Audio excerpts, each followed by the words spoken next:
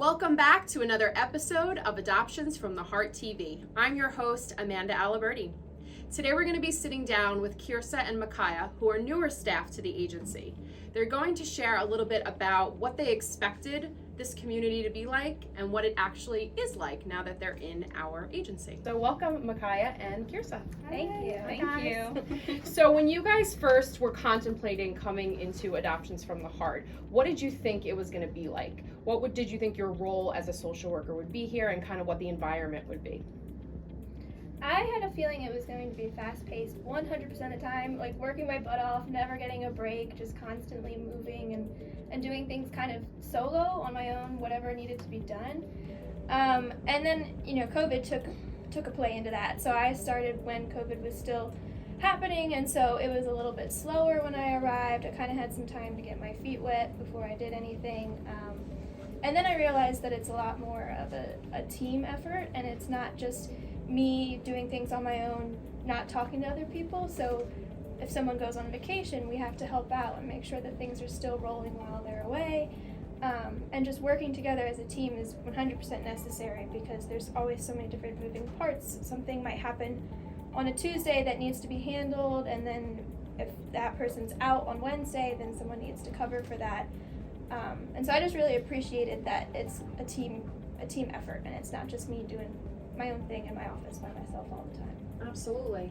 How about for you, Mykhia? Me personally, I was still in school, getting my MSW from Westchester, and this was kind of, I call it my first big girl job, right out of school, so I didn't really know what to expect. I just needed a job. I applied here. I was like, oh, this seems like a nice place to start my career and everything, and I had no expectations, but I can say I really love it. I love how everyone works here as a team together, and how me and Kiersa kind of started around the same time, so I didn't feel like I was by myself, training and everything.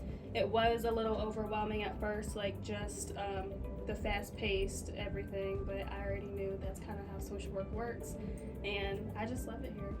Was it nice? I was going to address that. You guys both kind of started around the same time. Was it nice to go into that together, or you kind of had a buddy that was in the same place as you? Yeah, absolutely. I think so. I was here a month before she got here, and nothing was really happening in that month. I was still in training and everything, but it was nice when she got here. I was like, oh, I'm not by myself. Yeah, especially because there's a lot of people that have been here for a longer amount of time, so that could be kind of intimidating of, oh, they've been doing this for so many years, they have it all figured out, and I'm over here kind of trying to figure it out on my own. But having someone else who's also figuring it out, and we can kind of consult with each other or go with our questions together to somebody else, it's really helpful to have someone else there. But when you're by yourself, you're kind of hoping that you're doing everything correctly, but so it went really well. How about in terms of just adoption and open adoption?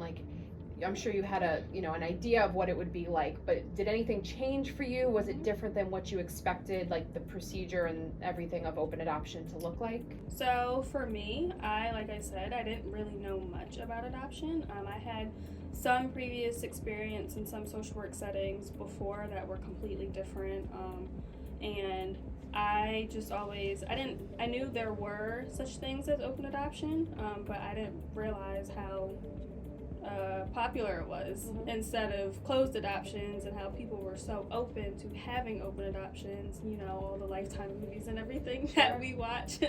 I love Lifetime movies, so that was the first thing that came to my mind, oh, so what if the people I work with are kind of nervous about these things? But all of the adoptive families that came in here, that are still coming in, they're all very open, and it's really nice to see. Sure. How about for you, Kiersa? I think I knew what open adoption was, and I knew what to anticipate in regards to contact between birth family and adoptive family, and it's more beneficial for the child and that kind of thing, but I didn't realize what that would look like as a social worker and what our role would play into that.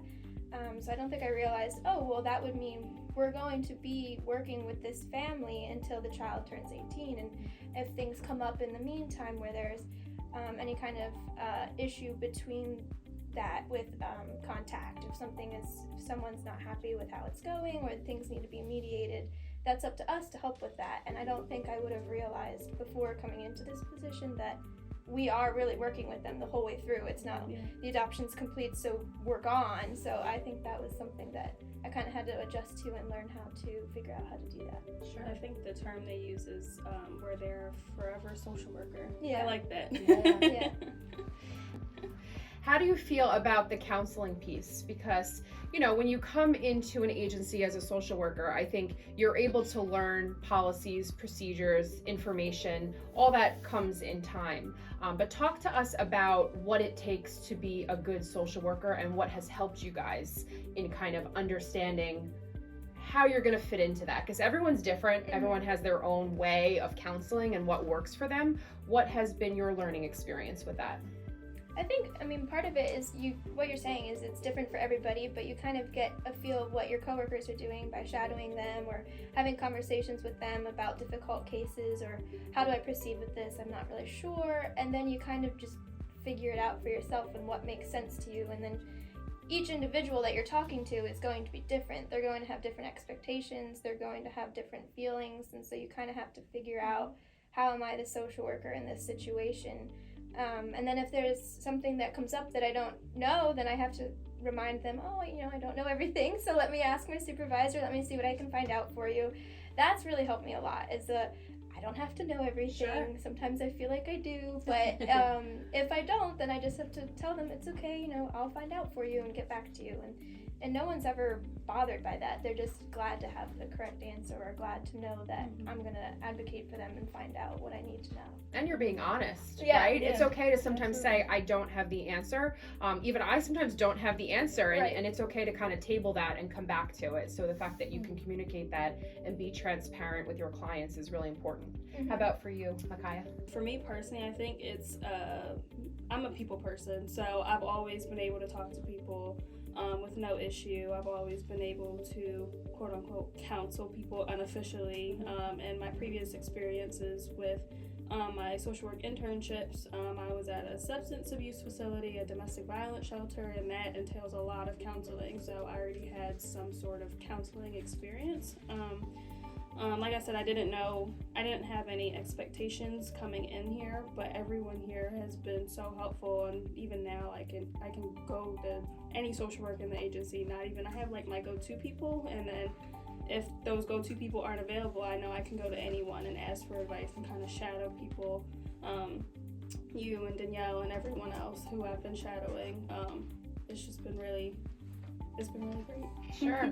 And I like that you said we're a team, because that is really the truth. Like, it's hard sometimes. It's not easy being a social worker or being a counselor. You sometimes need to be able to vent to your colleague and kind of talk through a case and figure out what's the best way to handle this. I always appreciate hearing from social workers who have been here for a very long time, and we have folks who have been here for 20 years. And to just hear how they counsel and speak to their clients is so important, and we're ever evolving. Like, nobody ever has all the answers. We don't always know exactly how to handle situations, so it's great to constantly be learning. So I appreciate that you said that about the team. And to get different ideas from other people. They might come up with something that I would have never thought of on my own, so it's helpful. Ladies, can you talk a little bit about what you want the community to know about social workers? So I think in regards to, especially starting here, it takes a lot more than what people might expect. Like, in this week in particular, my schedule has changed like 4 times. So you have a plan in mind of how you think things are going to go, and then all of a sudden things do not go that way, and you have to be flexible and on your feet. And especially the clients that we're working with, they don't know what I'm doing in my day-to-day, and they don't know what my experience is.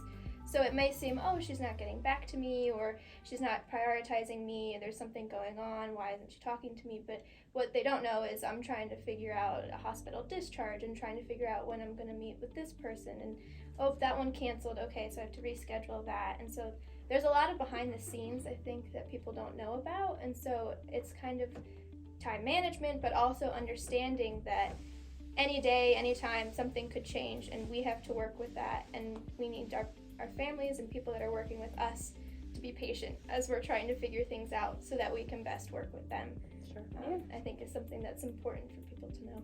Yeah, it can definitely be overwhelming, and you definitely have to be able to adapt to situations because, like she said, our schedule has changed multiple times. Sometimes her week is crazy, sometimes mine is crazy, sometimes we're both running around. Sometimes we have things scheduled with adoptive families, and we have to cancel and reschedule, and they may not understand, and I understand that they don't understand because they're not in it. But I think the good days are really good, and sometimes the bad days or overwhelming days can be really overwhelming, and it would just be nice if people could understand that. And we're doing our best. We're working hard. We're trying to attend to everyone's needs, counsel birth parents, counsel adoptive families, because they get anxious with the waiting process, and that's very understandable. Yeah, it's... Well, and it's also this bittersweet moment, right? People, when they hear what we do, they'll sometimes say, oh, that's so wonderful. You build families, right? Right. And there is that piece. We do help to build families, but it's also an extremely, difficult moment in a birth parent's life to place their child for adoption. So it can be challenging as the social worker to do both, right? Right. And it's not necessarily one moment. Like, this could be a conversation that I'm having with somebody over the span of weeks as they're trying to make this decision, and it's not the easiest decision in the world. It's not like you wake up one day and you're like, okay, this is what I'm gonna do. Like, there's a lot of going back and forth and weighing your pros and cons of what decision you're going to make, and is this the best decision for this child? And so sometimes they don't choose adoption, and that's okay, and we want to be here for them no matter what decision they make, and get the opportunity to help them and work with them. So it doesn't happen just overnight one time and then everything's rosy for the rest of the time. Yeah, I can say, for instance, with my first placement, I was very excited for the adoptive family, for the baby. Everything was great. And I was also very sad for birth mom and what she was going through and how hard this must be for her.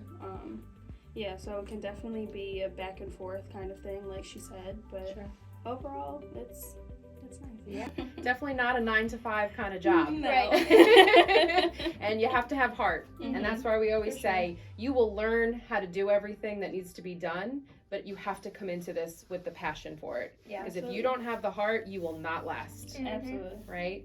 So we are excited to have you, and Thank you. we look forward to our families having placements with our newer social workers. Thank you Thanks. for having us. No problem.